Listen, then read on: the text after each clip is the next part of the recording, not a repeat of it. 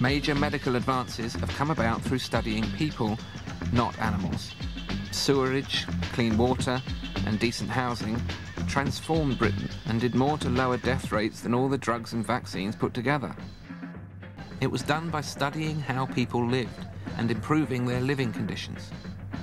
It's called epidemiology. That's how the link between smoking and cancer was established, by studying smokers, not forcing animals to inhale tobacco smoke. Our knowledge of heart disease, cancer, and AIDS also came from studying people's lives.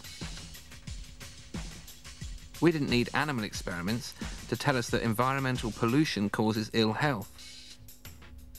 Most big killer diseases can be prevented, but the search for cures soaks up almost all the available money. Only a tiny fraction is spent on prevention. Another important way of learning about disease is to study patients who were ill and under treatment. These are called clinical studies.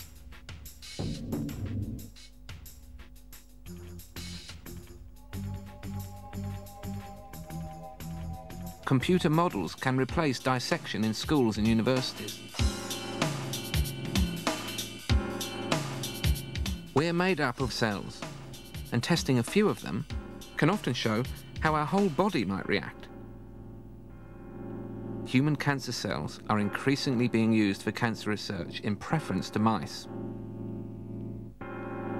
Using healthy volunteers in what's called drug trials gives valuable results on the effects of those drugs.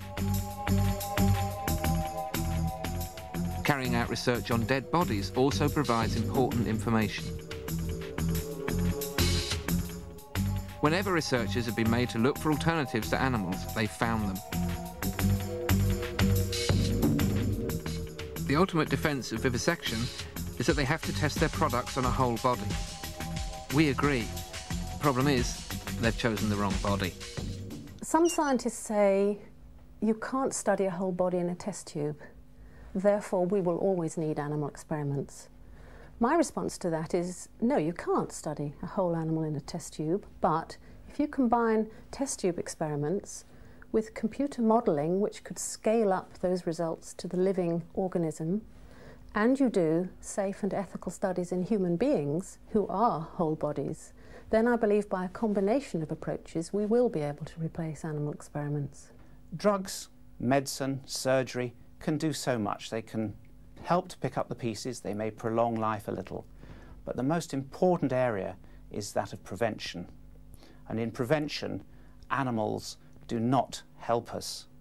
We must look at the human situation, the human diet, the human way of life. Since I was registered as blind in the middle 70s, I've never been asked to take part in any research project. My condition has never been monitored. And it seems incredible to me that people with illnesses and disabilities are just a wasted resource in science. I don't think I would lose anything as a vet if animal experiments stopped tomorrow. I would be personally very comforted. I would feel much more comfortable about what our human race is doing to animals. But I don't think I would suffer as a vet if it stopped. When I see people with disabilities being used to promote vivisection, it makes me very sad.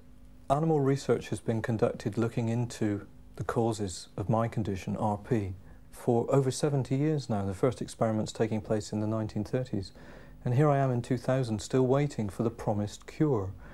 From a scientific perspective, animal experimentation simply does not work. Animal experimentation does not help human beings who are sick get better. Animal experimentation does not help prevent disease or cure disease. The life of an animal is just as important to it as your life is to you. It doesn't want to be caged, hurt and killed any more than you do. It isn't a choice between animals and people. It's a choice between good science and pointless cruelty.